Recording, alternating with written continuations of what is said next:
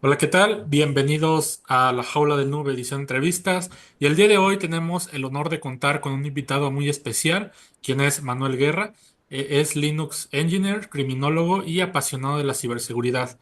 Además, su experiencia técnica, Manuel comparte su conocimiento sobre hacking, análisis forense y seguridad informática a través de sus artículos en glider.es.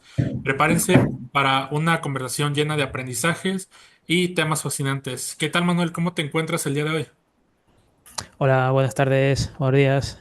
Muy bien, la verdad que muy bien. Muchas gracias por la invitación y a ver qué nos depara esta charla, este podcast. Muy bien, y cuéntanos cómo fue que empezaste a adentrarte en este mundillo de la ciberseguridad y luego en la parte de análisis forense. Bueno, pues yo diría que esto ya hace muchos años, fácilmente habrá 20 años. No sé si os acordáis, en el año 2000 que hubo un pequeño problema con algunos ordenadores que cuando se cambiaba la hora, pues probablemente iban a fallar por una especie de codificación. Y eso a mí ya me llamó mucho la atención. Entonces empecé a investigar por qué alguien había diseñado un software que se sabía que en un año en concreto pues podía tener un fallo y ser crítico. Entonces ahí fue cuando me empecé a interesar por la programación, el mundo, desde en un principio el mundo de la programación y de cómo funcionaban las cosas. Después, a medida que fueron evolucionando, vi que eso se podía orientar hacia la ciberseguridad, es decir, cómo diseñar sistemas que fueran seguros desde un punto de vista de un ataque, pero también desde el diseño. Y después, ya cuando un poco completé esa parte de la formación, ya me especialicé en la parte de forense. Es decir, una vez que ha ocurrido algo, cómo saber, uno, qué es lo que ha ocurrido, dos, cómo saber quién lo ha hecho, cómo ha ocurrido, y tres, poder decir que eso que se ha descubierto tenga las garantías totales. Es decir, no decir yo creo que, no, sino es decir, en base a esto, a esto, a esto, lo que ha ocurrido es esto. Y eso ha sido un poco bueno, pues mi flujo de trabajo durante estos años. Obviamente cuando empecé, pues apenas tenía conocimientos, pero a medida de, pues yo qué sé, por aquello no había YouTube, no había, era pues encontrar información un poco donde se podía. Hoy en día, por suerte, pues podemos encontrar este tipo de información, de formación, pues en muchísimos canales, por ejemplo en este canal o en otros lugares. Entonces, bueno, eso es un poco mi background. Perfecto, perfecto, Manuel.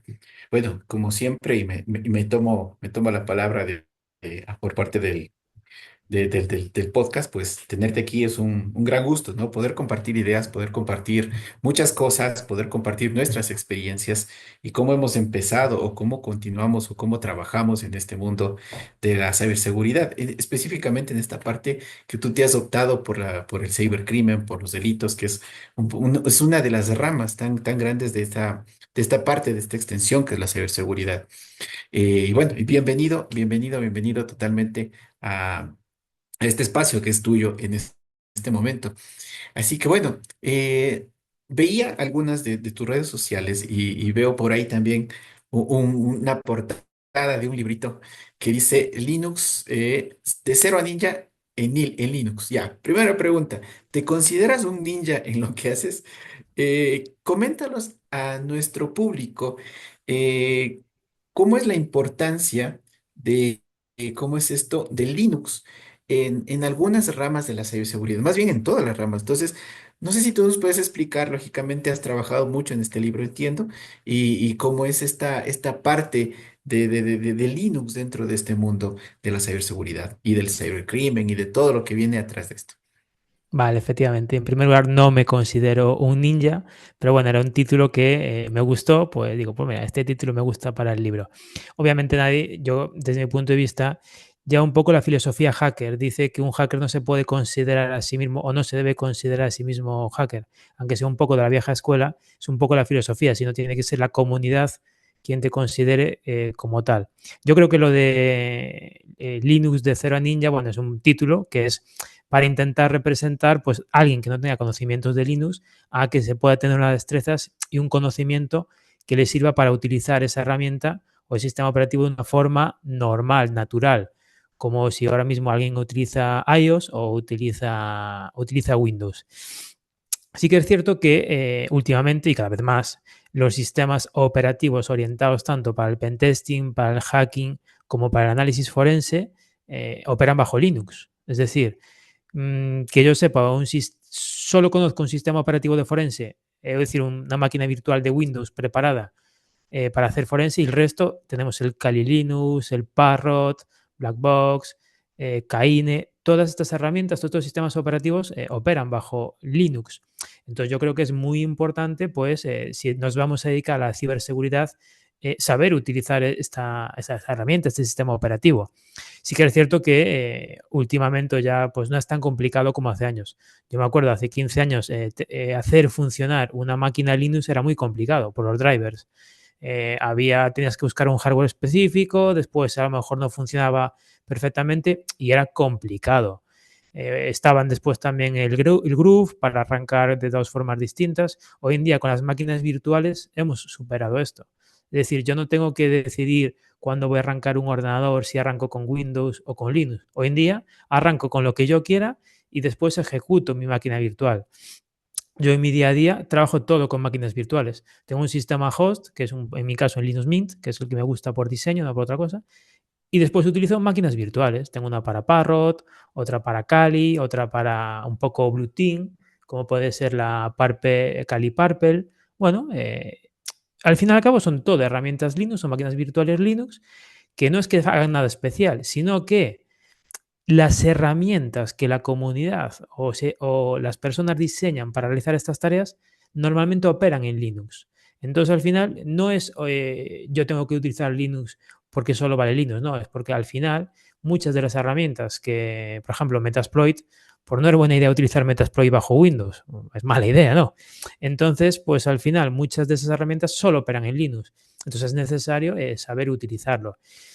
También os digo, yo creo que hoy en día el hecho de utilizar Linux no es tan complicado. Principalmente ya hay drivers para todo, si no se virtualiza, pero yo lo que sí que creo es que cada vez es más necesario saber utilizar Linux para poder realizar satisfactoriamente tanto tareas de ciberseguridad como de análisis forense. Y también digo que no es tan difícil como de repente pueda aparecer. Yo tengo muchos amigos, muchos compañeros que me dicen, no, Linux, eso es muy complicado.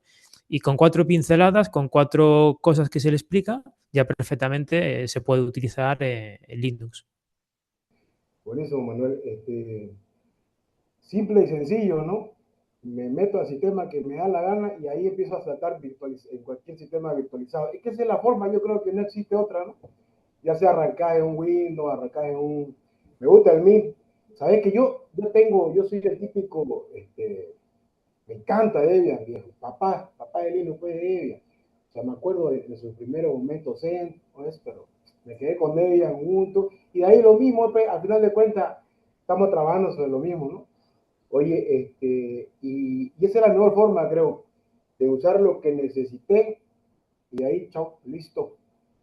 Me quedo también con un pensamiento interesante. ¿Qué tema? Lógica deductiva, como premisa mayor, premisa menor, en el tema de forense. Me gusta ese análisis. Hablamos un poquito de eso, porque cuando se trata, digamos, cuando tenés un evento, cuando pasa algo, no sé, pero un caso, que dice Manuel, mira, para empezar vienen con un caos, ¿no? Ya me imagino cómo manejar la sapiencia, digo, circunspecto, observar, lenguaje corporal, actitud, patrones, bla, bla, bla. Ya en base a eso trabajamos, como acaba de mencionar. Comentamos un poco de ese mundo en el que bien saber navegar. Vale, es un poco lo que tú dices. En el tema del análisis forense, sobre todo, es ser metódico. Es decir, no se puede realizar un análisis forense sin ser metódico. No puedes empezar a analizar un poquito esta carpeta, después irme a otro directorio, después ir a otro equipo y al final hay que ir de una forma y anotando todo. ¿Por qué? Porque no es la primera vez que se puede encontrar algo de interés la hora número 1 y después cuando llevamos 40 o 30 horas de análisis encontramos otra cosa. Es por decimos, ¿y cómo hemos llegado hasta aquí? Si resulta que no hemos apuntado los pasos de llegar hasta este lugar, tenemos que volver a repetir todo. Ahí estamos perdiendo tiempo. Entonces, esa metodología que nos tiene que permitir, uno, saber a dónde queremos llegar y dos, cualquier cosa relevante que vayamos encontrando la tenemos que ir identificando, apuntando, ya sea con capturas de pantalla, Yo utilizo mucho bloc de notas. En mi caso me gusta mucho el bloc de notas.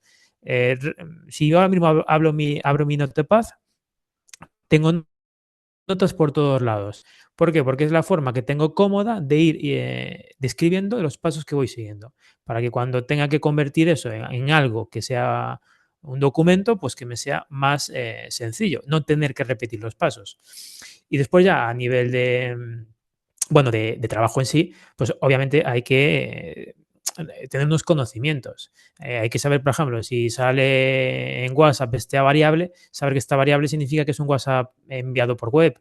O si sale en Telegram no sé qué identificador, por saber si es un grupo. Es decir, se necesita un conocimiento y el conocimiento solo se gana, uno, estudiando y dos, con experiencia. Y la experiencia se gana realizando muchas tareas. Es decir, yo en mi casa, por ejemplo, yo muchas veces estoy analizando bases de datos a ver cómo funcionan. Pero claro, si le preguntamos a WhatsApp cómo funciona su base de datos, WhatsApp no nos va a decir, oye, sí, pues tu base de datos en la fila 13, pues es esto. No, hay que hacer ingeniería inversa para poder descubrir qué significa ese dato o qué significa ese identificador o lo que sea en cualquier lugar. En Windows, por suerte, pues existe muchísimo material publicado en los eventos de Windows, etcétera, que ya hay herramientas que nos automatizan esa tarea. Es decir, yo le paso los eventos de Windows y me dice, pues este ordenador se encendió a tal hora, se le metió un pendrive a tal hora, etcétera. A lo mejor en otros sistemas como Linux es un poco más complicado esa tarea automatizada, a lo mejor análisis de memoria RAM, esa gran olvidada, la memoria RAM, que no hay que olvidar que muchas veces si estamos analizando un malware, pues quien realmente nos va a decir lo que está pasando va a ser la memoria RAM. Si ese equipo está muerto, está apagado, pues bueno, ya hemos perdido información.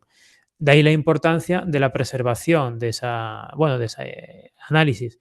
Si yo quiero analizar un malware que se coopera en RAM y resulta que apago el ordenador para moverlo de sitio, pues acabo de destruir el malware o acabo de perder esa evidencia. Entonces es importante un poco saber cuáles son las conductas adecuadas para poder hacer ese análisis y después, una vez que se haga, pues hacerlo de forma metódica, paso a paso y apuntando cada una de las tareas que estamos realizando.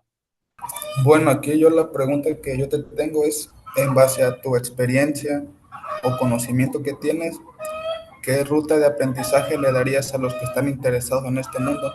Ya que pues yo me he dado cuenta que las universidades o cursos a veces no capacitan a las personas al 100%, ¿no? Y muchas de ellas pues no conocen ni siquiera los comandos, ¿no? Por ejemplo, cómo navegar en Linux o en Windows. Y pues tú, ¿qué consejo le darías a los nuevos? A ver. A ver, en mi caso, el consejo sobre todo es ser un poco autodidacta. Es decir, no podemos esperar que yendo a un curso reglado nos enseñen todo. Si vamos a la universidad o si vamos a un máster o cursos de pago, cursos reglados, nos van a enseñar pues, cosas de teoría, parámetros básicos. Pero después la única forma de poder aprender a realizar la tarea es haciéndola. Por ejemplo, yo os puedo decir ahora mismo todos los comandos de Linux de pe a pa, pero si no los ponéis en práctica, es decir, si no cogéis una terminal, una consola de comandos y empezáis a practicar con vuestras manos y cometer errores y ver esos errores lo que implica, no va a ser posible aprender. Porque el aprendizaje en este caso en ciberseguridad no puede ser solo teórico. Tiene que ser teórico y práctico. Se necesita una base sólida teórica que nos explique y podamos entender cómo funcionan las cosas y por qué funcionan las cosas, pero también se necesita la parte práctica. ¿Qué ocurre? Que hace muchos años la formación era solo teórica, no había parte práctica. Y ahora quizás estamos yendo un poco al contrario. Hay mucha práctica, pero las bases o los fundamentos de por qué ocurren las cosas, pues no se conocen tan bien. Y entonces a veces para realizar, por ejemplo, un pentesting o alguna ingeniería inversa, no solo se necesita conocer la práctica, también se necesita conocer el fundamento de la red. Por ejemplo, imaginaos que queréis hacer un análisis de red. Hay que saber cómo funciona el protocolo TCP o el protocolo UDP, qué es una VLAN, es decir, cosas que son teóricas, pero hay que saber conocerlas. ¿Para qué? Para cuando estemos analizando una red, por si nos encontramos con una segmentación en VLAN, sepamos lo que significa eso, cómo funcionan esos paquetes y o podamos evadirlos o podamos intentar averiguar cómo ese malware, ese incidente de ciberseguridad, pues ha ocurrido. Entonces yo creo que es muy importante tanto la parte teórica y por supuesto la parte práctica. Y después ser autodidacta. Es decir, no se puede esperar que por el mero hecho de recibir una formación ya lo vamos a saber hacer. No. Hay que estar después uno mismo pues mostrando interés o mostrando ganas de aprender. ¿Cómo? Haciendo prácticas, ya no me refiero a prácticas en empresas, sino, por ejemplo, montar un laboratorio en casa con distintas, en este caso, distintas VLANs, distintas redes y ver cómo funcionan, cómo interactúan entre sí, qué pasa si desconecto esto, qué pasa si le pongo esta configuración, etcétera. Ir profundizando un poco más, ir un poco más allá. Al fin y al cabo es un poco lo que comentaba al principio sobre la filosofía hacker. Un hacker para mí es simplemente una persona que intenta llevar la tecnología un poco más allá. Es decir, ni connotación ciberdelincuente, ni connotación buena persona. Simplemente es alguien que intenta llevar la tecnología pues, a un punto superior, pues ya sea innovando, ya sea encontrando una vulnerabilidad y arreglándola, o ya sea ideando una nueva forma de optimizar un recurso. Salió el otro día pues una noticia que es un poco, bueno, una noticia de esta viral, que decía que con 30 líneas de código en el kernel de Linux se había ahorrado no sé cuánta carga de CPU. A ver, eso es un poco viral, obviamente, no es real 100%. Pero bueno, es alguien que analizó ese código y consiguió optimizarlo para ahorrar energía eléctrica. A lo mejor en un ordenador de sobremesa ahorrar energía eléctrica pues me da un poco igual.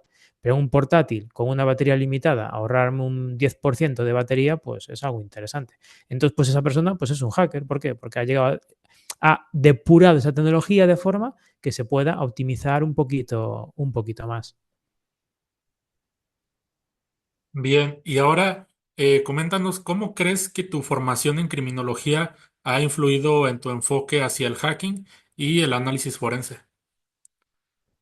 A ver, sí que es cierto que yo me saqué, yo soy graduado por criminología no hace mucho tiempo, es decir, yo me saqué la carrera terminé la carrera hace un año. Obviamente ya tenía muchísimo conocimiento de criminología antes, lo que pasa es que lo formalicé o lo finalicé en forma de título hace un año. Lo que permite la criminología desde el punto de vista del hacking es entender el porqué. Muchas veces, yo soy técnico, yo me considero técnico, entonces, ¿qué ocurre? Vemos ceros y unos. Pues ha ocurrido esto, pues esto ha ocurrido porque ha habido esta vulnerabilidad, vale. Pero hay algo más allá. ¿Más allá qué hay? Pues hay una persona, hay un ser humano que ha decidido hacer eso. ¿Y por qué lo ha hecho? Pues a lo mejor lo ha hecho por venganza, porque lo han despedido de la empresa, se ha enfadado y ha decidido pues, vulnerar una base de datos y estropearla. A lo mejor lo ha hecho por dinero, porque quiere pedir un rescate económico y pues ganar dinero. Lo ha hecho por el mero afán de decir, oye, yo he conseguido hacer esto. Es decir, por la vanidad propia. No hay que olvidar que muchos incidentes, muchos ataques se realizan única y exclusivamente por vanidad. Es decir, lo he hecho porque sé hacerlo. No buscan una recompensa económica, no buscan nada más allá de poner su bandera. Es decir, yo he sido, yo he hecho esto. Entonces, desde el punto de vista de la criminología, es importante saber el por qué ha motivado a esa persona a realizar ese ataque. Porque obviamente no es lo mismo el análisis de un incidente de ciberseguridad de alguien que busca dinero a alguien que simplemente lo ha hecho por decir yo he sido capaz de hacerlo. En el primer caso, en el que busca dinero, pues a lo mejor va a pedir un rescate, a lo mejor ha robado ficheros que después lo va a intentar publicar para obligar al rescate, el típico ransomware, ¿no? Sin embargo, en el otro caso, con el mero hecho de haberlo publicado, de haber dicho yo he hecho esto, ya está, ya se acabó, ya es suficiente. No ha intentado hacer más cosas. Entonces, es un poco lo que aporta la criminología, el análisis del perfil conductual del autor de los hechos, del criminal. Y eso nos da pistas para poder realizar el propio análisis o el propio forense de la situación.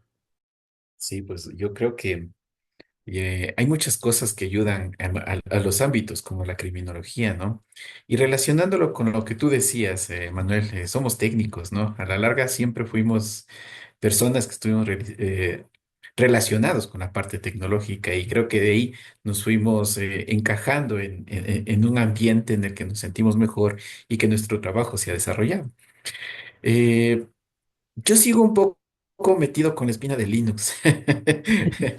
Eh, en cuanto a un poco un histórico de lo que has Sí, vivido desde tus inicios en el Linux hasta lo que vives en la actualidad y lo que utilizas dentro de la sí. parte de la criminología, el análisis forense, mi pregunta es la siguiente.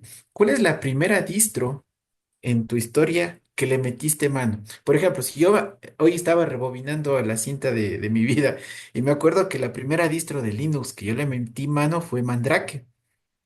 Sí, por ahí en 1999 creo que le metí mano a Mandrake y era un entorno gráfico medio chistoso, medio agradable y que nadie no lo podía manejar, pero fue mi primera experiencia tomando en cuenta desde Linux, ¿no? Entonces, tú dime, ¿cuál fue tu primera distro que le metiste mano, que empezaste a experimentar con la parte de Linux en sí? Y ahora tráela a la actualidad. ¿Y cuál es la distro de Linux que más utilizas al momento? O sea, que no sé, tienes una distro preferida, pues esa la utilizas al momento cuando haces tu trabajo en la parte de cibercrimen y análisis forense. Pues ahora mismo no lo recuerdo. Yo creo que fue Ubuntu, no sé si 4 3 o Fedora. Como he hecho pruebas, diría que Fedora, uno que era como verde y lo vendían en 4 CDs en caja. Me suena que era ese. Tendría que consultar. Tengo ahí las cajas y tendría que consultar. Pero claro, al final yo no tenía nadie que me dijera cómo funcionaba Linux o que me explicara. Entonces era un poco prueba y error. A lo mejor intentaba con Fedora, eso no funcionaba, intentaba con Ubuntu, iba a prueba-error. Entonces ahora yo creo que fue un Fedora, pero no me acuerdo ahora, no me acuerdo ahora cuál. Estuve muchos años después con Ubuntu. De hecho, creé un foro que era foroubuntu.com, donde trataban temas de, bueno, de cómo funcionar con Ubuntu, comandos, solucionar problemas, reconocimiento de hardware. Ese foro lo tuve un tiempo, después, bueno, fue así un poco desapareciendo. Sí que tuvo muchas visitas, pero bueno, al final lo fui, por el tema de trabajo, pues no podía mantenerlo. Después, hace como 10 años, 9 10 años, encontré Linux Mint. Es un Ubuntu, no hay tal, pero es bonito. Entonces yo desde hace 10 años utilizo Linux Mint. No porque sea fácil, porque al final lo de fácil, difícil es distinto, pero me gusta el diseño. Me parece un diseño muy elegante, muy minimalista. A mí me gustan los sistemas operativos que sean minimalistas. Hay otros sistemas que, bueno, que tienen muchas colorines, por ejemplo, Parrot. Parrot, pues tiene un diseño pues más llamativo, con más colores. La consola de comandos, pues bueno, está modificada para que muestre así algo más, bueno, rollo más ciber. Bueno, yo normalmente utilizo Linux Mint. Ahora mismo estoy con un portátil, en otro portátil tengo Linux Mint. Es decir, mi sistema operativo base es Linux Mint, pero lo tengo base. Yo lo que más utilizo son máquinas virtuales. Yo utilizo sobre todo VMware Workstation y ahora más que son licencias gratuitas en local, y ahí es donde virtualizo todo. Por ejemplo, así mismo si abro mis máquinas virtuales, fácilmente tendré 3 14 17 máquinas virtuales aquí. La que más predomina es la Kali 2024, la 4 creo que es la última. Después tengo un par de Ubuntu Mate, Ubuntu Server, Debian, Parrot, Caines. Y bueno, básicamente es lo que utilizo ahora mismo. Todas son importantes, porque claro, Linux Mint es importante para tener un sistema de base, pero para realizar, por ejemplo, un poco más de hacking, pues necesito la Kali. Si necesito algo más de forense, por la Kaine. Entonces, todas son importantes y dentro de, bueno, de que en realidad una distribución no deja de ser una modificación en cuanto a las herramientas de un núcleo, de algo más de central. Yo también a veces, lo que hago muchas veces, tengo una máquina Ubuntu que le instalo herramientas. Entonces no es un Kali, pero bueno, se parece mucho porque tiene muchas herramientas diseñadas ya para lo que yo quiero.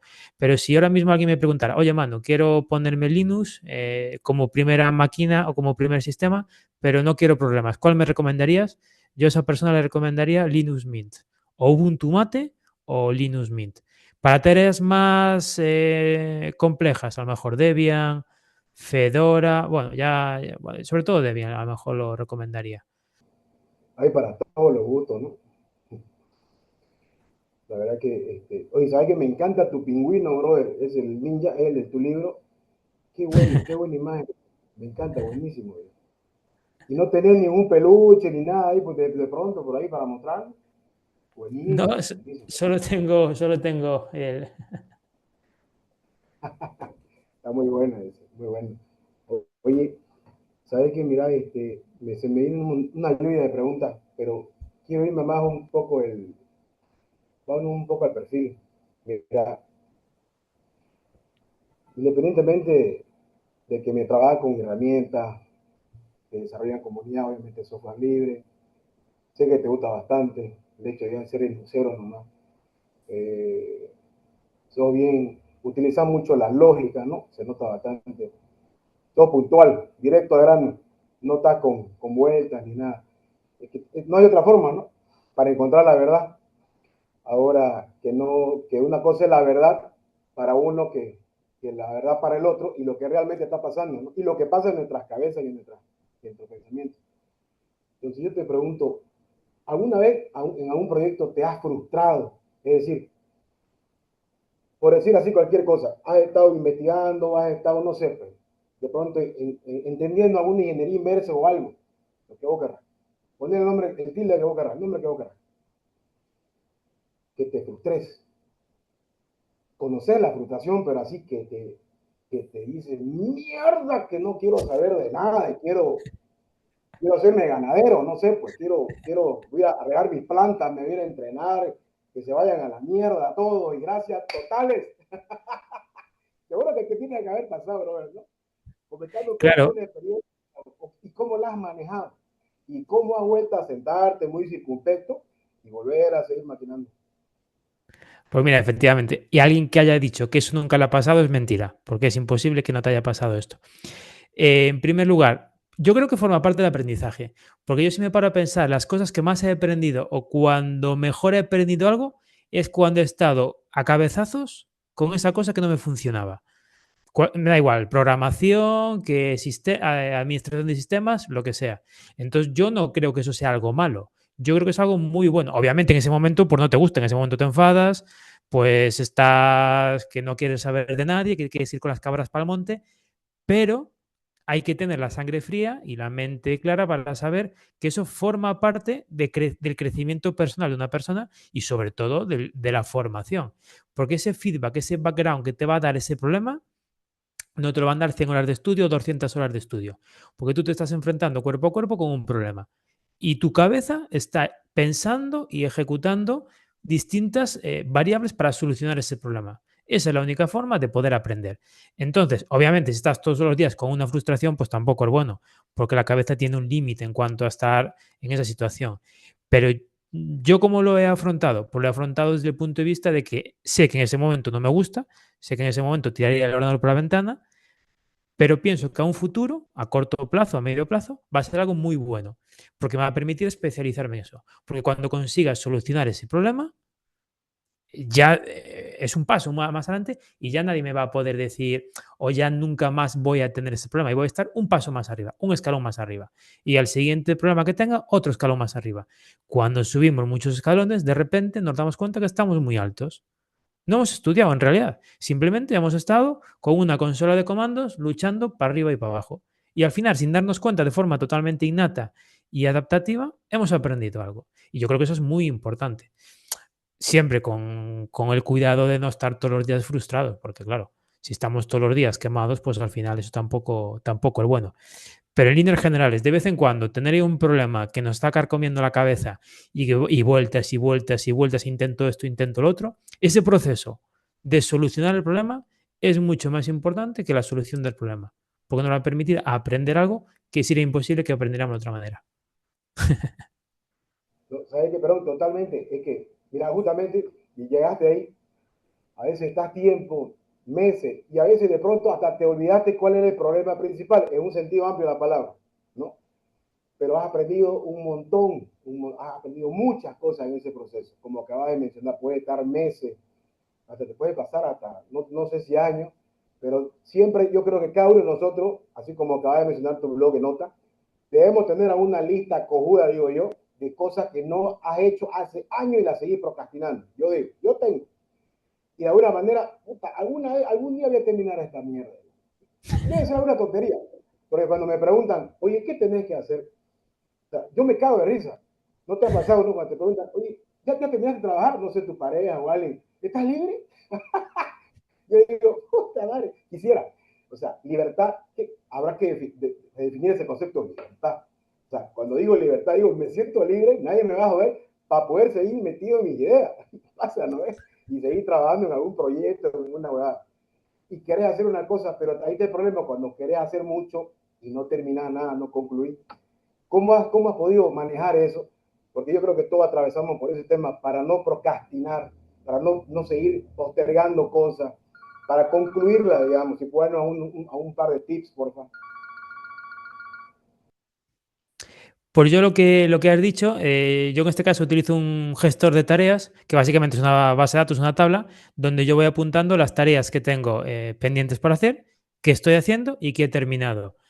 Entonces, a veces, no por más obsesionarte con una tarea, la vas a hacer antes. Por ejemplo, a mí me pasa muchas veces, tengo una tarea que no soy capaz de completar porque es algo complejo y no es cuestión de hacerla, sino es de pensar cómo se puede solucionar. Y de repente estoy en la cama a punto de quedarme dormido con la mente totalmente en blanco y de repente, ¡pum!, se me viene a la cabeza una idea. Digo, anda. ¿Por qué? Porque al final, cuando estás estresado, no es la mejor forma de solucionar problemas. A veces cuando la mente desconecta, estás en un estado de relajación, de repente tu cerebro sigue ahí, aunque no lo sepas, sigue y boom, boom, boom, boom. Y de repente, claro, te da la solución. Hay que apuntarla porque igual te olvidas después.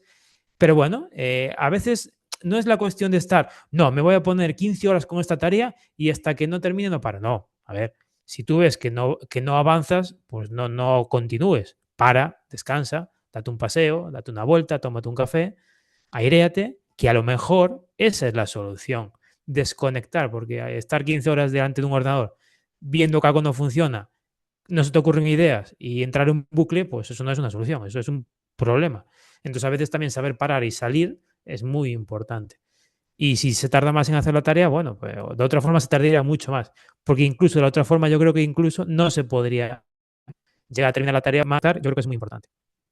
Bueno, mi pregunta es de todo lo que haces, ¿qué es lo que más te apasiona? ¿Cómo afrontas los días cuando uno no tiene ganas de hacer nada, no? Porque supongo que a todos nos pasa. ¿Cómo es como que afrontas tu día a día y hacer lo que tienes que hacer? ¿Me explico?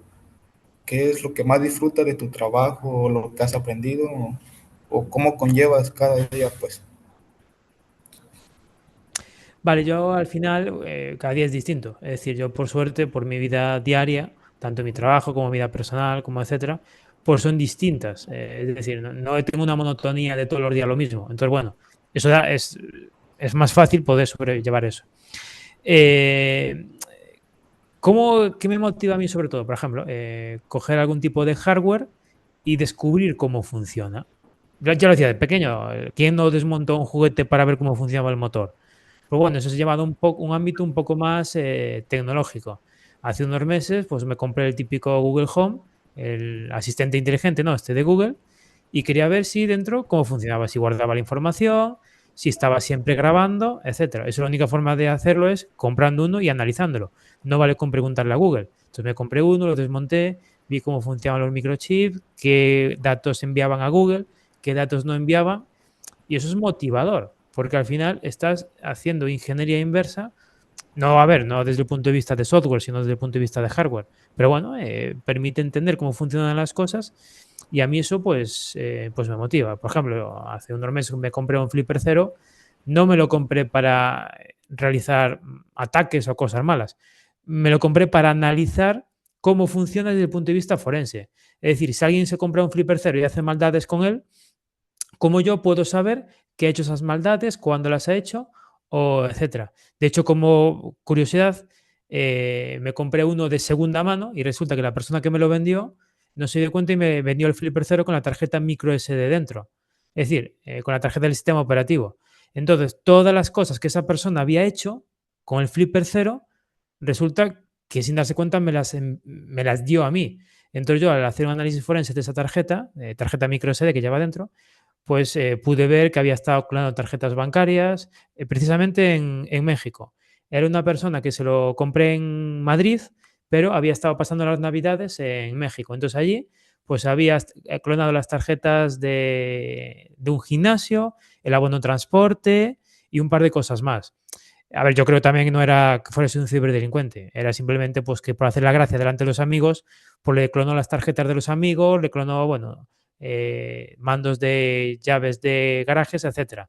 No por hacer el mal, sino por hacer la gracia o por, bueno, quedar de guay delante de los amigos. Él no se dio cuenta y me vendió el Flipper Cero con la tarjeta. Si yo fuese malo, yo en ese momento, él me ha dado las tarjetas bancarias de sus amigos y del gimnasio. Que bueno, yo no voy a ir a México a entrar a un gimnasio gratis, pero bueno, es un ejemplo. Entonces es apasionante. Es apasionante de cómo una simple compra de un cacharro por internet resulta que puedes iniciar un análisis forense que te permite, uno, ver cómo funciona bajo nivel el Flipper Cero, cómo funcionan esas bases de datos y cómo a ver algo que nadie lo ha hecho. Es decir, la gente ha utilizado el Flipper Cero para hacer, bueno, cosas que no se deben a lo mejor. Y yo lo utilizo para, pues, hacer el forense. Para mí eso es muy motivador. Excelente y bastante interesante. Ahora sí que toda esa parte de análisis, ¿no? que le hiciste al Flipper Cero. Y ahora, si podrías comentarnos cuál ha sido la vulnerabilidad más sorprendente o peligrosa que has descubierto, ya sea en sistemas Windows o Linux, y cómo la resolviste.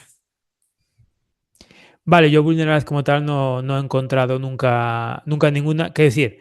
Eh, las vulnerabilidades las encuentra otra persona, las publica o no las publica, se calla y la vende. Pero es decir, yo vulnerabilidad como tal nunca he encontrado ninguna. Sí que he trabajado, sí que he visto pues vulnerabilidades. Por ejemplo, hace no sé, ahora un mes, la esta de Linux de Cubes, del gestor de impresión, que resulta que tenía una vulnerabilidad y en función de cómo se realizara un trabajo de impresión, pues se podía, uno, infectar la máquina a través de la impresora o dos, dejarla sin servicio. Yo sí, esa vulnerabilidad yo no la he descubierto, la descubrió otra persona, pero sí que he analizado cómo funcionaba esa vulnerabilidad para ver el impacto real que podía tener. Entonces eso es muy interesante, porque al fin y al cabo es continuar el trabajo que ha hecho otra persona. Otra persona pues ha dicho, pues mira, este servidor de impresión pues tiene esta vulnerabilidad, pues entra así, así, así. Vale, pues vamos a ver hasta dónde se puede llegar con ese fallo de seguridad, cómo se parchea, si el parcheo realmente soluciona el problema, etcétera. Eso también es muy apasionante. Sí, yo creo que todos los ámbitos de lo que se trabaja, especialmente tú, lo que trabajas en la parte de análisis forense y todo eso. Me pareció muy interesante lo que mencionabas, lo del Flipper Zero, ¿no? Como todo quedan esas evidencias ahí Claro. grabadas, quedan ahí de situaciones que las personas hacen. Y como, bueno, citábamos un poco en Backstage, eh, en la actualidad muchas de estas herramientas, en la actualidad muchas de estas técnicas, personas que a veces no tienen el más mínimo conocimiento a profundidad de lo que es el hacking, lo que es la ciberseguridad, lo aplican, aprenden y hacen travesuras o hacen maldades o hacen delitos. Muchos de ellos sí infligen en delitos por, bueno, entre comillas, desconocimiento y tal vez hacer estas travesuras con técnicas o con elementos que en la actualidad se facilitan, ¿no? Hay muchas cosas que han facilitado la vida de muchos con el avance tecnológico. Desde ese punto de vista y un poco metiéndome en esta parte de lo que tú habías encontrado en el Flipper, y tal vez otras experiencias que tengas, lógicamente. En cuanto al análisis de algún caso que hayas hecho, de alguna forencia, lógicamente guardando la confidencialidad de la persona a la que hayas trabajado, ¿cuál ha sido de los más difíciles que tú has enfrentado? O sea, en cuanto a algún tipo de evidencia o algún caso que ha sido complejo, si es que lo pudieras contar más o menos cómo se ha trabajado, cómo ha sido un caso difícil, ¿no? Que te ha parecido difícil o que te ha roto mucho la cabeza, como para poder obtener algún tipo de evidencia efectiva, como para poder decirle a tu cliente, mira, esto fue lo que pasó, esto fue lo que sucedió en tu dispositivo o estas personas te robaron, alguna cosa así. ¿Qué nos pudieras comentar, Manuel, al respecto de eso? Bueno, yo como obviamente de casos no puedo hablar, porque aquí estoy desde el punto de vista personal, como Sí, yo me criminólogo. refiero a tu, Sí, a sí, tu no, pero quiero ámbito decir que diario, no es diario. nada real, pero sí que, por ejemplo, los casos más difíciles son los que implican mucho tipo de evidencia. Es decir, si yo, por ejemplo, soy especialista en Linux, pues resulta que imaginaros, entran pues distintos tipos de sistemas, Windows, Linux, yo qué sé, Red Hat, Debian, que funcionan otra manera. Eso realmente es la complejidad, cuando hay mucha cantidad de información. A veces pensamos que cuanta más información mejor, obviamente cuanta más información mejor, pero hay que saber analizarla, porque mover toda esa información es complicado. Yo ahora mismo, si os doy un pendrive de 1 giga y os digo, aquí tenéis información para analizar, bueno, 1 giga lo podéis analizar, pero si os doy un NAS de 20 teras, mañana os doy otro NAS de 20 teras, pasado os doy otro NAS de 20 teras, ¿qué hacéis? La información está ahí, la podéis ver, no hay que hacer cosas raras, está toda en NTFS, es pinchar el NAS y analizar. Ahí ya no es analizar, ahí ya es procesar grandes flujos de datos. Eso es la complejidad real, el manejo de grandes flujos de datos. A veces cuando hablamos de forense pensamos, no, el descubrir cómo funciona este sistema a bajo nivel. Sí, eso es difícil, pero lo más difícil es mover grandes flujos de datos. Si se puede automatizar muchas cosas, por supuesto, pero también hay que automatizarlas y saber lo que vale, separar lo que no vale de lo que vale. Es decir, lo complejo hoy en día es mover o trabajar con tanta información. Ahora mismo, si cogéis mi teléfono móvil, pues mi teléfono móvil es de los normalitos y ya son casi 200 gigas de datos. Si nos vamos a lo mejor a un iPhone, bueno, no de 1 tera no, pero de medio tera, pues ya hay unos cuantos. Medio tera de datos en un teléfono, eso es una barbaridad. Eso es la complejidad real. No tanto poder llegar a la información, sino poder analizarla después. Ahora, ¿qué tan complicado es o qué grado de complejidad tendría hacer un análisis forense a dispositivos Apple hoy en día, con estas nuevas versiones que han salido? Sí, al final pensad que esto lleva pasando siempre. Es decir, Apple saca una nueva versión de seguridad, una empresa privada encuentra una vulnerabilidad. Apple corrige esa vulnerabilidad, saca un parche de seguridad, otra empresa pues encuentra otra vulnerabilidad. Pensad que cuando Apple saca los parches de seguridad, porque algo estaba mal en cuanto a la seguridad. Y parches de seguridad Apple pues saca unos cuantos. Que eso es bueno, ojo, es bueno que saque parches de seguridad porque significa que está pues pendiente de eso. Es decir, al final es un sistema operativo Apple. Bueno, iOS es un sistema operativo que se ejecuta solo en hardware de Apple. Eso da una ventaja desde el punto de vista de arquitectura. El problema que tiene Android es que el sistema operativo Android tiene que ser capaz de ejecutarse en múltiples hardware distintos. Entonces tiene que ser un sistema, un software, un sistema operativo mucho más abierto. Obviamente es de software, es código abierto, pero tiene que ser más compatible con mucho hardware. Entonces eso da lugar a que pueda haber pues, más fallos, más cosas que no se han tenido en consideración. Porque en el mero diseño de hacerlo más compatible, pues eso pues, redunda un poco en la seguridad. Apple es todo lo contrario. Apple es un sistema cerrado, de por sí no les gusta que la gente vea cómo funciona su sistema y además está diseñado para ejecutarse solo en hardware que ellos mismos diseñan. Entonces eso convierte a todo el sistema en una caja negra. Cuanto más oscuro, cuanto más opaco sea un sistema, más difícil es de analizar. Pero ¿qué ocurre? Pero por contra, cuando alguien encuentra una vulnerabilidad en Apple, se paga muy bien. Lo que significa que a nivel, desde el punto de vista de un criminólogo o desde el punto de vista de criminología, hace que las personas estén más motivadas. Porque al fin y al cabo todo se funciona por una motivación intrínseca de cada persona. Entonces, si encontrar una vulnerabilidad en Android se paga 100 y encontrar una en iOS se paga 100.000, ¿cuál es la motivación? Si a ti te digo, mira, si me hackeas un Android te doy 100 euros y si me hackeas un iPhone te doy 100.000 euros, ¿tú cuál preferirías? Llevar más trabajo en hackear un iPhone. Esa es la motivación intrínseca de la persona. Entonces, por eso, no creo que iPhone tenga en ese caso mayor seguridad. Simplemente que, bueno, tienen enfoques comerciales distintos. Entonces, las personas que están dispuestas a hackear uno y las que están dispuestas a hackear otro son distintos. Y entonces, al vender también un hardware cerrado con un software cerrado, hace que empíricamente pues sea más complicado desde el punto de vista teórico. Pero después ya os digo, fallos de seguridad tienen todos, porque si Apple no tuviera fallos de seguridad no estaría sacando parches de seguridad. Eso dice que no usa Apple. ¿Sí o no? No, yo no utilizo Apple. No me gusta. Sí, sí. Y el único que tengo de Bueno, Apple, mira, esto es el único que tengo de Apple. El Magic Board, el teclado. ¿Por qué? no esperaba menos, gracias. ¿Por qué? Porque me gusta el diseño. El diseño me gusta. El Totalmente. resto de cosas fuera. Oye, yo tengo un problema con esto de Apple. Me emputan todito. No, mentira. Un gran saludo a ustedes, amantes de Apple. Oye, ¿sabes qué? Mira, pensando lo siguiente. ¿Qué se te puede preguntar, brother? Pero tengo una curiosidad grandísima. Mira, a ver, yo sé que cuando estás analizando un ataque, ¿qué es más importante que cómo piensa el atacante, que los patrones, que esto, que lo otro? Eh, a veces no sabemos si lo mueve, qué lo mueve, o sea, razones económicas, razones de reto, porque le da la puta gana, porque son psicópatas nomás, porque están locos, o por qué mierda es lo que quieren, porque no saben qué es lo que quieren.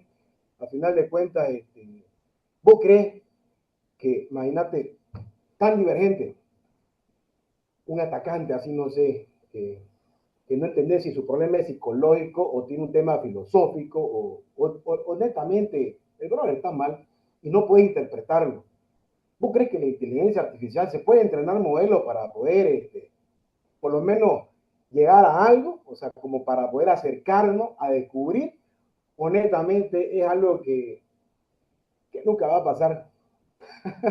Porque Yo mira, creo, verá, te voy a dar un poquito más de contexto para estructurártelo mejor. Es que la experiencia, mi hermano, nos enseña, nos dice una sola cosa. Yo, yo, yo tengo una verdad para mí. Yo creo lo que el ser humano puede hacer, como también de una manera limitada. ¿Qué otras cosas podemos hacer? Pero no de una manera limitada. Por ejemplo, no te voy a hablar de sentimientos ni emociones, pero cuando hablamos de estado de un atacante que no tiene un carajo de emociones y puede cambiar los comportamientos y puede usar aleatoriamente patrones, o sea, pueden hacer lo que le da la gana. Vos puedes entrenar los modelos que te dé la realidad, lo que te dé la gana, mi hermano, pero no podés, no creo, yo honestamente no creo que sea posible. De pronto está aquí años luz, de pronto está aquí a la vuelta, no lo sé. Y no te lo digo por tema de sentido común, te lo digo porque es que se habla mucha mierda en internet y esto confunde a las personas. Y cuando vos entrenar realmente en los modelos, te das cuenta de que no sigas participando, mi querido atleta, porque la verdad que falta harto, no es nomás hablar así, no, es que estás haciendo una consulta, una base de datos, bro. Una cosa es finitudear, una cosa es para entender cómo funciona el transforme, en ver las cosas. O sea, te das cuenta, yo tengo ahorita una crisis, estoy con una crisis en la cabeza. Y yo quiero que vos me ayudes más o menos a resolverlo con tu pensamiento y con tu experiencia. ¿Qué pensás de esto? ¿Verdad que en un futuro, en un contexto no muy lejano o cercano, la inteligencia artificial va a entrar en este contexto donde se va a poder interpretar así? Una cosa es variable, sí, no, 1, 0, o si querés cuántico, qubits, pero no creo que es para tanto. ¿Qué pensabas? a ver, yo creo que a corto plazo no va a poder y más con las limitaciones que están poniendo desde el punto de vista legal. Es decir, sabéis que aquí en Europa, por ejemplo, pues están poniendo mucha normativa para limitar hasta dónde se puede aprender los sistemas. Entonces, si ese aprendizaje, el Machine Learning, le falta la base de datos de información un poco más confidencial, pues no van a poder llegar ahí. Y además es lo que dices tú, la inteligencia artificial puede ayudar, claro. Tú ahora mismo estás analizando la base de datos, lo que te comentaba. ¿Cómo poder automatizar tareas? Vale, automatización de tareas. Pero una cosa es automatizar tareas y otra cosa es decir, esta persona va a hacer esto, un Minority Report. No sé si os acordáis de la película, de que en base a un sistema de, bueno, inteligencia artificial, decía quién iba a cometer un asesinato en las próximas 24 o 48 horas. Es decir, yo creo que eso de momento está un poco verde. Ahora bien, que la inteligencia artificial nos pueda ayudar a esos cantidades ingentes de información, procesarla de forma rápida y darnos outputs más o menos estables, sí. También hay que tener en cuenta, todos hemos probado ChatGPT, todos hemos probado el que ha salido ahora de DeepSeek, están bien, pero se equivocan. Es decir, yo también me equivoco, yo no tampoco soy perfecto. Entonces, la inteligencia artificial en algunas cosas podrá a lo mejor equivocarse menos que un ser humano, pero se equivoca. Entonces, claro, si tú me estás diciendo si una persona va a cometer un asesinato, o si ha cometido un asesinato, o si ha hecho cualquier otro tipo de barbaridad, ahí no puede haber errores. Es decir, ahí no puede haber un margen de error.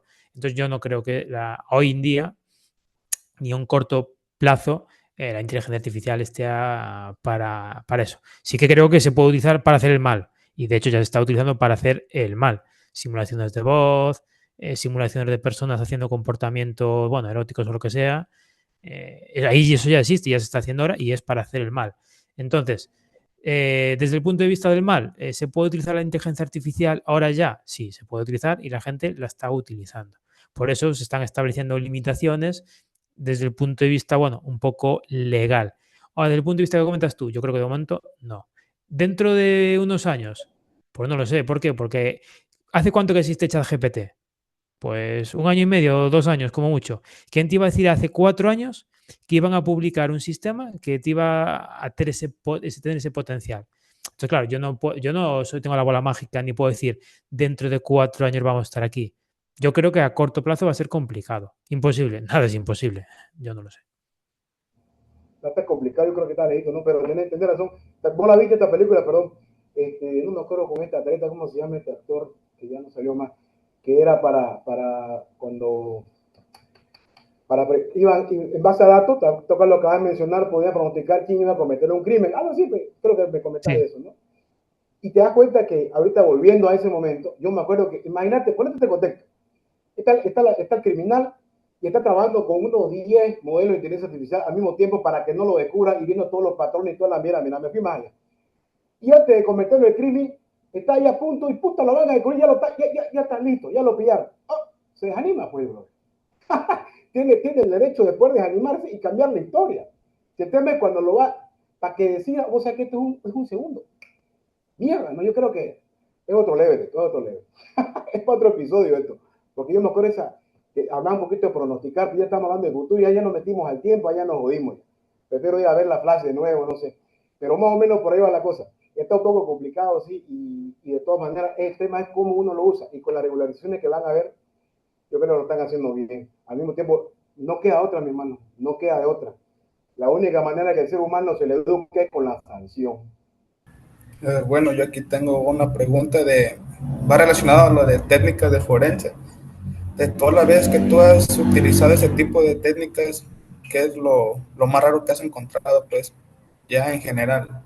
No sé, en teléfonos, computadoras, eh, no sé, analizando códigos, dependiendo, pues, en general, pues. Lo más raro sobre todo es cuando hacen time storming, que es que, raro porque se lía todo y es muy difícil entender lo que ha pasado. Time storming es coger las fechas de creación de los ficheros, fechas de modificación y fechas de edición y cambiarlas aleatoriamente. Entonces, si tú quieres saber qué ha pasado en una fecha, pues resulta que en un lugar te pone una fecha, en otro lugar te pone otra. Es como un lío, un desbarajuste de las tablas o NTFS, o FAT32, etcétera. Y eso, pues, a ver, es un rollo porque para poder después estabilizar todos esos datos, pues es complicado. Entonces, yo creo que desde el punto de vista forense, eso es lo más feo, que no lo más feo desde el punto de vista que da mucho trabajo, que es difícil, complicado, engorroso de solucionar cuando alguien hace un time storming. También os digo, no es buena idea hacerlo porque normalmente si se hace un equipo puede fallar, porque si empiezas a poner tiempos a futuro, tiempos a pasado, una base de datos que no correla con otra, al final lo más fácil que suele hacer mal que te cargues el equipo. Entonces, bueno, no es habitual, no es para nada habitual porque quien lo intenta hacer al final la lía y se queda sin información y sin nada, pero sí, es muy engorroso, es muy aburrido y muy... Bueno, a mí no, eso no me... Es lo que más... No me molesta, pero es lo que más trabajo me da, más pejiguero es. Muy bien. Y ya para mi última pregunta es, si el día de mañana todos los sistemas Linux dejaran de existir, ¿qué sistema operativo elegirías para trabajar y por qué? ¿Crees que sería igual de eficiente en términos de seguridad y personalización? Uf, mira, si desaparece Unix, Linux, desaparecemos del mundo. Porque mira, la mayor parte de los servidores que existen en el mundo funcionan con Unix o con Linux. Me da igual, Linux, Unix, privativo o no privativo. Android funciona con Linux. No olvides que Android es el kernel de Linux, ¿vale? iPhone, iOS, es el kernel de Unix. Entonces ya tenemos un problema. Nos quedamos sin Android, nos quedamos sin iPhone y nos quedamos sin la mayor parte de servidores en el mundo. Ya tenemos un problema. Pero bueno, ¿qué sistema utilizaría? A ver, yo creo que Windows. Si me pones a elegir entre Linux, MacOS o Linux, yo posiblemente me quedaría con Windows. Tampoco tengo nada en contra de Apple, ¿eh? Que aquí parece que también estoy aquí en contra de Apple, etcétera. Yo tengo ahí abajo en mi salón un disquete firmado por Steve Wozniak, que es el cofundador de Apple. Es decir, que Apple tampoco es que no me gusta. Lo que pasa que, bueno, yo soy un poco más orientado a Linux y que me gusta más ese tipo de sistemas. Apple me gusta, claro, el diseño que tiene para mí es lo mejor que hay. Es decir, en cuanto a diseño, en cuanto a bonito, a mí me das un MacBook y digo, es que es muy bonito. Obviamente, es muy bonito, lo abres, las teclas redonditas, es decir, me gusta. Ya digo, yo aquí tengo un teclado Apple con Linux. Y diréis, pues vaya tontería. Bueno, pues a mí me gusta. Por eso os digo, cada cosa tiene sus ventajas y sus inconvenientes. Eh, yo creo que me quedaría con Windows 10 y Windows 11 no me gusta mucho, también os lo digo. Me quedaría con Windows 10 y a esperar a ver qué pasa. Buenísimo, mi hermano, la verdad que me he quedado pensando, pero me quedo con algo interesante. Al final de cuentas, vale lo que pensamos, lo que hacemos, eso es lo que somos, ¿no? Es lo que estamos haciendo todos los días. Vos, cómo no te voy a decir cómo administrar tu tiempo, pero por lo menos en el tiempo que te permitís no estar haciéndole ingeniería inversa al Google Home o a la Alexa. Puta que estuvo buena esa. Sabes que el otro día con mi hermano nos armamos el Google Home y también estábamos jodiendo con el Alexa hace tiempo, con los primeros que salieron. Y todo el puto día escuchando, charlando con ella, normal, pero por detrás viendo todos los putos puertos. ¿A dónde es que va? ¿Qué es lo que hace? ¿Dónde es que está Tal cual, escuchando? tal cual. ¿Dónde van los paquetes? ¿Quieren cómo es la cosa, no? No hay dónde pelarle. Oye, te hacen, a vos, decime la verdad, yo sé que vos mira, el perfil de cada persona, qué es lo que uno lo construye? Hermano, es la experiencia y son las vivencias. Y a veces cuando son momentos duros, porque no todo es rosa ni pepepe, papá. Yo te pregunto, no quiero ese momento que me digas, pero si volvés a ese momento y demás, que algo pasó, lo que a todos aquí, de alguna manera, algo nos va a pasar, ¿no? Y creo que el que dice que no, bien, te va a obviar sin querer a ese momento, y quiero que me digas si podés para la audiencia, cuando tenemos un problema, cuando estamos en un pozo metido y no podemos salir, no podemos respirar, no podemos avanzar, eh, querés tirar la toalla, no lo sé, porque hay muchas personas que se frustran, que no encuentran, no sé, soluciones o que los mueve, motivación económica para hacer cosas malas, güey, etcétera.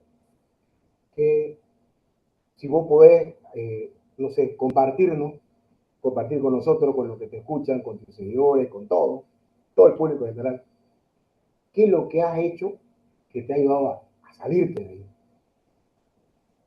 a moverte. Hombre, yo creo que sí, yo creo que es muy importante la comunidad, quiero decir, tener amigos, tener conocidos con los que tú puedas compartir tus problemas. Al final, si tú no hablas con nadie más de tus problemas, al final los haces tuyos y empieza eso a crecer, crecer, crecer. Sin embargo, el mero hecho de contar, de verbalizar lo que tú tienes en la cabeza, yo creo que es muy importante, porque a veces nos pasa que tenéis un problema y lo contáis y ya se os estructuran las ideas y empezáis a ver soluciones. A veces es tan fácil como explicarlo, como hablarlo. Y eso es gratis. Hablar con alguien es gratis. Es decir, nadie te va a cobrar por hablar. Bueno, a ver, un abogado te puede decir. Una persona normal, un amigo, pues puedes hablar con él y no te va a cobrar por hablar con él. Tomáis un café, tomáis algo, eh, él os contará sus cosas y vosotros las vuestras. A lo mejor te da una solución, pero es que a lo mejor tampoco hace falta que te diga una solución. Simplemente te ha escuchado. Y el mero hecho de haberte escuchado, de haber dicho, joder, pues sí que está eso mal, a ver si encuentras una solución, ya el mero hecho de haber hablado del tema, muchas veces, no voy a decir que se solucione, pero sí que calma esa ansia y sí que permite continuar un poco con la vida normal y a lo mejor incluso por ver una solución a ese problema. Y ya, si hablas con un amigo que tenga la suerte de que te va a solucionar el problema, pues perfecto. Pero tampoco vamos a vivir de ilusiones. Lo normal es que, bueno, que ya solo el mero hecho de poder hablar con una persona ya sea suficiente como para tranquilizarte y ver luz al fondo del túnel. Bueno, aquí mi pregunta es, ya en todos los casos que tú tienes así de criminología o todo lo que has aprendido, ¿qué tiene que ver la psicología con el comportamiento de los, no sé, ciberdelincuentes o dependiendo del enfoque, ¿no?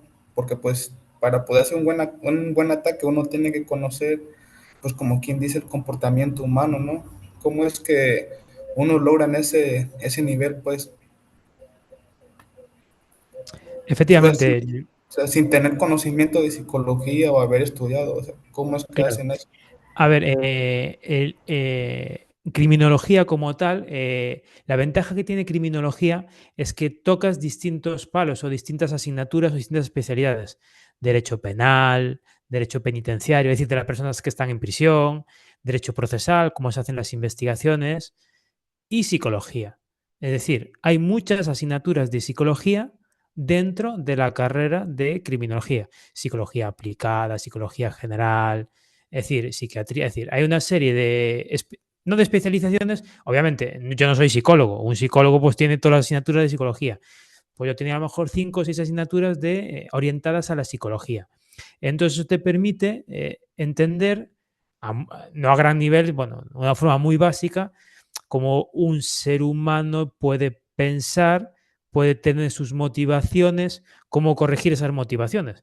Porque si la motivación de una persona es matar a otras personas, pues bueno, eso habrá que corregirlo. Entonces, bueno, es un poco trabajar con la mente de las personas. Y por eso digo, no penséis como un criminólogo, alguien que investiga crímenes, para nada. Un criminólogo es una función muy amplia. Ya os digo, desde derecho hasta ciberdelincuencia. Yo tenía una asignatura de ciberdelincuencia, otra asignatura de informática aplicada, otra asignatura de estadística. Al final también se trabaja mucho con estadísticas. Es decir, de lugares, zonas criminológicas, zonas criminógenas. Es decir, todas esas cosas, todo ese análisis de variables, pues permiten establecer no lo que va a pasar, sino lo que está pasando y cómo se puede corregir. Es decir, si resulta que todos los sábados por la noche en esta zona hay peleas, pues a lo mejor es que algo pasa ahí. Entonces vamos a analizar ese lugar, esos indicadores, etcétera. Entonces todo tiene mucho de psicología, claro. Porque al fin y al cabo una persona hace algo porque hay algo dentro de sí que le incita a hacer eso. En el análisis de ese algo dentro de sí es lo que nos da la psicología. Y después eso aplica, y si lo que realmente hace es un delito o un crimen, es nuestra criminología. Porque a lo mejor eso alguien dentro de sí puede ser pintar. Pues a mí me gusta pintar. Pues yo pinto, hago dibujos, etcétera. Eso no es un delito. Ahí la criminología no pinta nada. La psicología sí. Pero si eso que tiene dentro es hacer el mal, pues ahí es donde entra la criminología. Es el estudio de esas personas que pues hacen el mal, porque lo hacen, si es por la sociedad, dónde han nacido, cómo se han criado, etcétera. Eso es psicología. Muy bien, y con esto llegamos al final de esta fascinante charla en la jaula del noob. Quiero agradecer a nuestro invitado Manuel Guerra por compartir su experiencia, conocimientos y perspectivas únicas sobre Linux, forense y ciberseguridad. En verdad ha sido un episodio lleno de aprendizaje y reflexión y claro que les invitamos a que adquieran su libro sobre Linux, bastante interesante y buenísimo. Muy bien, muchas gracias a vosotros por la invitación. La verdad es que me lo he pasado muy bien. Y nada, ya con ganas de repetir otra vez. Muy bien, muchísimas gracias a todos. Esto fue La Jaula del Noob.